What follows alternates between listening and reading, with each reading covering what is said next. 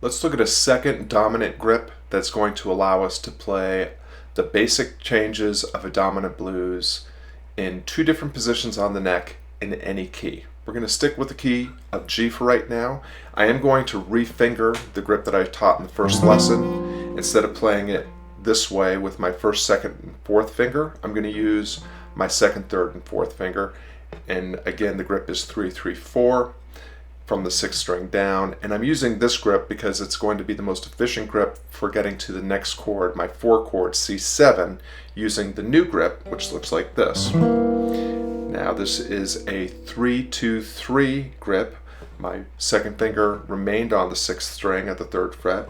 My first finger came down at the 2nd fret of the 4th string, and my 3rd finger dropped to the 4th string. I'm sorry, the 3rd string at the 3rd fret. And there's my 4 chord. I'm still muting strings 5 and 2. My 5 chord then is 2 frets higher. So you can see that I have much what's called better voice leading. The notes are closer to each other going from chord to chord. I'm going to also be able to play using these two grips in a second position on the neck. And what I'm going to do is I'm going to take this 3, 2, 3 grip and I'm going to bring it up to the 10th fret, and it's now a 10, 9, 10 grip. That's now my G7 chord.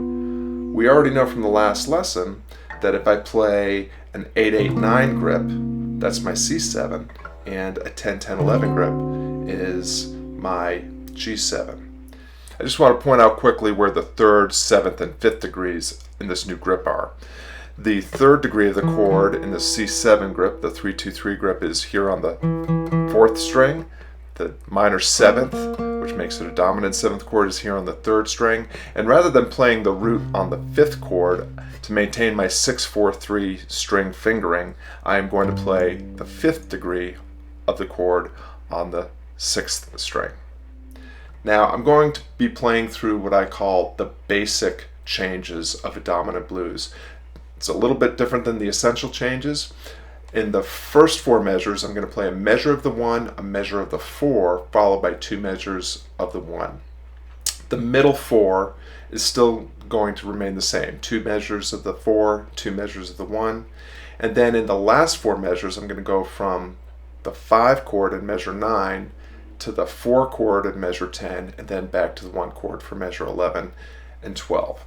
So if I were to play through that twice, first in this position and then the second time through in this position, I'm going to play this example in what I call a swing feel. Now, the difference between the 4 to the floor and the swing, I still have 4 quarter notes per measure. I'm still accenting 2 and 4 to establish the backbeat, but I'm going to play an upstroke right before the 1 and right before the 3. And so in the swing feel, every beat, every quarter note is actually broken down into a triplet. So it's 1 and a 2 and a 3 and a 4 and a. And I take out the middle of that triplet beat and I have 1, a 2, a 3, a 4. 1, a 2, a 3, a 4, a 1, a 2, a 3, a 4, a. That's also known as a shuffle feel. Now, to create the swing pattern that I'm going to show you, I'm going to just play that upstroke before the 1 and before the 3. So it's 1, 2, a 3, 4, a 1, 2, a 3, 4. Now let's go through the basic changes using the swing feel, and I'll play in 2 different positions on the neck. First time through, I'll be down here in 3rd position. Second time through, I'll use my 10th position G7 chord. 1, 2, a 3, 4, a 1, 2, a 3, 4, 2, 3, 4, 3, 2, a 3, 4, 4, 2, 5, 2, 3, 4, 6, 2, a 3, 4, a 7, 3, 4, 8, 2, 3, 4, 9, 2, 3, 4, 10, 3, 4, 11, 2, 3, 4, 12, 2, 3, 1, 2, 3, 4, 2,